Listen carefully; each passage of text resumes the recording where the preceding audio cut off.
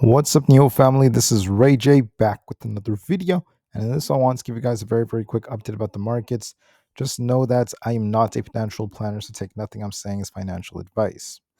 So NIO is dipping right here. We have a gap to fill at 6.21. We saw NIO tank alongside the whole market.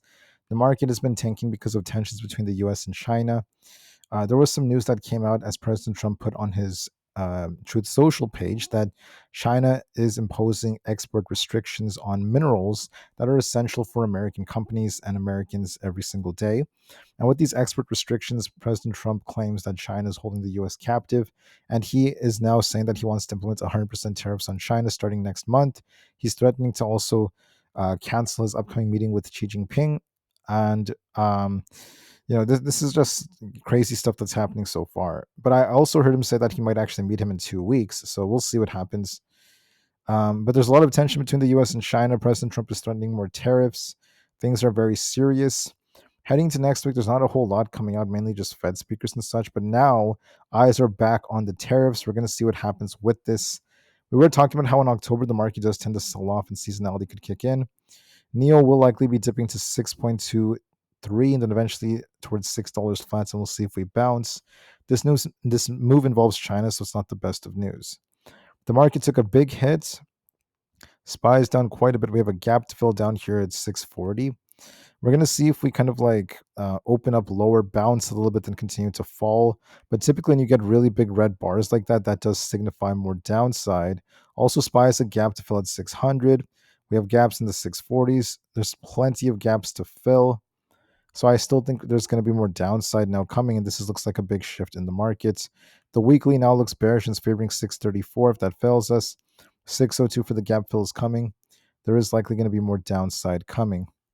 On the QQQ, this could also lead to more downside. I would not rule out 565 or below. Also on the daily time frame, there's a gap over here.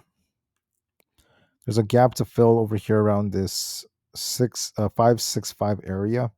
Another big gap down at like 533. So that might be a bit of a stretch, but we'll see if we tip that much. We could be looking for a corrective move with this news. The IWM has a gap to fill down here at 225, so it likely has more downside. ES is, we're going to see if it could hold 6,600, might bounce a bit before it continues to fall. We're breaking structure. NQ may bounce before continuing to fall as well. And Tesla took a big hit. We have a clear head and shoulders. We're going to be dumping to 395 very soon. Nvda is dumping. We're going to see if we end up losing key support at 177 and then eventually these lower levels. Aapl is dumping. We have a gap to fill at 235 or below. AMD is going to likely dip. We're going to see if we can hold 202. If not, there's a big gap to fill. We'll see if it comes down to fill that gap. The VIX is pumping. Also, keep in mind the VIX has a gap to fill at 38. Are we about to see the market correct? It's very possible we're about to enter a corrective phase and the market's about to see some bearish price action. If we retest the previous all-time highs in the 613s, or if we end up essentially dipping to fill the gap at 600, I see this as nothing more than a buying opportunity. These will be good buying opportunities for SPY once we do end up continuing to fall. But for now, the outlook looks more bearish. NIO also looks more bearish. Thank you for listening, guys. I have to end this video kind of quick, and I'll see you guys in the next one. Have a good weekend, and peace out.